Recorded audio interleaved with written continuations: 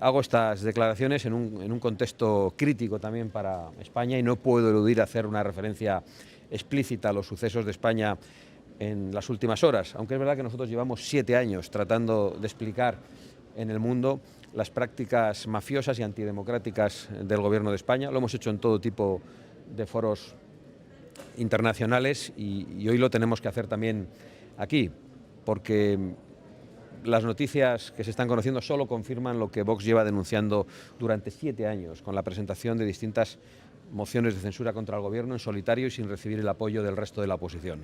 Hoy el Gobierno de España, según las noticias conocidas, vuelve a demostrar que es una charca de corrupción, que es una ciénaga pestilente, que es una banda de delincuentes y que es una banda mafiosa al servicio del enriquecimiento personal y de la corrupción de unos pocos y del mantenimiento en el poder a cualquier precio. Y yo a lo que apelo es a que todos los diputados del Parlamento español, que no son corruptos, todos los diputados honrados, tengan la idea que tengan, impulsen una moción de censura y apoyen una moción de censura. Nosotros lo hicimos en el año 2020 y en el año 2022, en solitario, como he dicho. Hoy no tenemos los números para poder presentarla en solitario, como en aquella ocasión, pero quienes tienen la posibilidad de hacerlo tienen el deber de hacerlo inmediatamente para dar esperanza a los españoles y para exigir al resto de diputados de la Cámara que respalden esa moción de censura contra el Gobierno de España. Muchas gracias por su atención y me pongo a su disposición para contestar a las preguntas que quieran. En ese contexto que mencionó a nivel regional, ¿cómo ve a Paraguay? Yo veo a Paraguay, bajo el mandato del presidente Peña, como una nación dispuesta a defender su soberanía, dispuesta a proteger la libertad, a proteger la familia, a proteger también la inocencia sagrada de los niños y hacerlo en un contexto geopolítico difícil. Pero veo a Paraguay eligiendo correctamente a los aliados internacionales y me declaro un gran admirador del presidente Peña. El Supremo usted habló de la corrupción en el gobierno de Sánchez, ¿sí?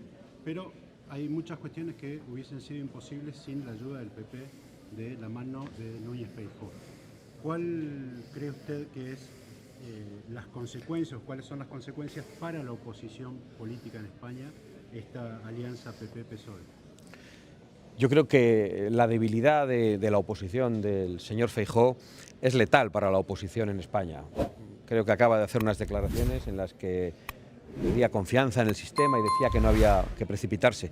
¿Cómo va a confiar la gente en el sistema si hoy se ha conocido que el propio Partido Socialista manipuló sus elecciones primarias y que el que fue elegido secretario general lo hizo mediante un pucherazo introduciendo votos falsos en las urnas?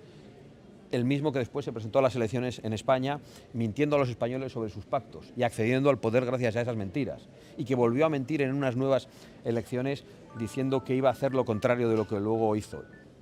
El grave problema es que lo ha hecho con una falta de oposición por parte del Partido Popular, que ha llegado a acuerdos en todos los órdenes con el Partido Socialista en España. Se han repartido el Tribunal Constitucional, el Consejo General del Poder Judicial, el Tribunal de Cuentas, han ido a todos los acuerdos con ellos. El Partido Popular ha ofrecido durante la anterior campaña electoral 8 pactos de Estado al Partido Socialista. Recientemente, tras el apagón que dejó a España completamente sin luz, también el líder del Partido Popular ofreció un pacto energético a Pedro Sánchez, pero lo que es peor, gobiernan juntos en Bruselas, gobiernan juntos en Europa, desde donde imponen todas las ideologías que están dañando la prosperidad y la libertad de nuestro pueblo. En Bruselas pactan y en España simulan que se pelean. Estamos ante una gran estafa política, por ello yo denuncio la estafa y exijo al señor Feijóo que presente de una vez por todas una moción de censura contra este gobierno. Tendrá nuestro respaldo, si es una moción de censura, para devolver la voz a los españoles y para convocar elecciones inmediatas. Y creo que con esa propuesta puede obtener el concurso y el apoyo también de otras fuerzas parlamentarias y de los diputados honrados que queden en las filas de otros partidos políticos. Santiago, hemos conocido también recientemente que hasta son 5 los años en los que llevaría Santos Cerdán cobrando estas comisiones. De hecho, el propio informe de la UCO señala que habrían actuado como una organización criminal, algo que ustedes llevan denunciando desde más allá del año 2020. ¿Creen que una dimisión o la expulsión definitiva de Santos Cerdán sería suficiente o debemos terminar ya con este gobierno que al final cada vez está teniendo más escándalos en su entorno y a su alrededor?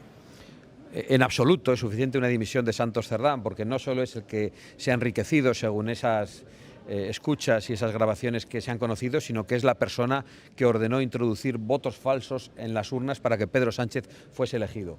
Cuando uno tiene imputada a su esposa, imputado a su hermano, que se ha beneficiado precisamente de que Pedro Sánchez sea presidente del gobierno, cuando tiene imputado al número 2 del partido, que ha tenido que dimitir, cuando ahora va a tener imputado al número 3, que antes incluso de esa imputación ya se está viendo ante la opinión pública, que no tiene ningún tipo de defensa por la claridad de las acusaciones que está enfrentando, pues creo honradamente que no estamos ante un problema de los que rodean a Pedro Sánchez, estamos ante un problema de Pedro Sánchez. Santiago, Dime con quién andas y te diré quién eres. Y Pedro Sánchez es un corrupto, es el jefe de la mafia en España, no tiene ningún límite y está arrastrando a España por los suelos y hay que hacer lo que sea necesario para echarlo. Señor Abascal, dan los números para una moción de censura porque los socios yo creo que nunca van a estar mejor que con Pedro Sánchez, con lo cual, ¿quién cree que puede dar el paso y que puede de alguna manera darle la espalda por primera vez a Sánchez y apoyar esa moción? Pues es verdad que es difícil encontrar algún diputado valiente en las Cortes, habida cuenta de que la democracia se ha convertido en una partidocracia y en la que los diputados deben el cargo en muchas ocasiones a los líderes políticos que les han puesto en el mismo.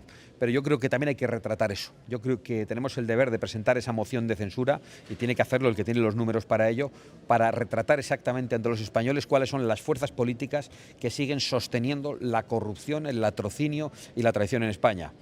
Veremos si hay alguna sorpresa, si hay alguien que tiene un ataque de dignidad y que puede realmente apoyar esa moción de censura en el último momento para que se convoquen elecciones inmediatas. Pero yo creo que tenemos el deber moral y el deber político de que esa moción sea presentada. ¿Usted cree que hace falta una mayor presencia en América Latina? La presencia en Paraguay hoy responde a esa situación, don Sebastián.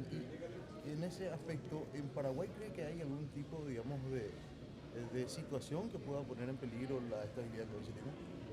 No, yo no voy a hablar de la política interna de Paraguay, más allá de lo que conozco, que es todo muy positivo, y tampoco he dicho que tengamos que tener una mayor presencia en Hispanoamérica, sino que tenemos que estar organizados, aquellos que compartimos valores, aquellos que estamos preocupados con la pervivencia de la democracia, con la separación de poderes y con la libertad de los pueblos, que es algo que hoy está siendo atacado.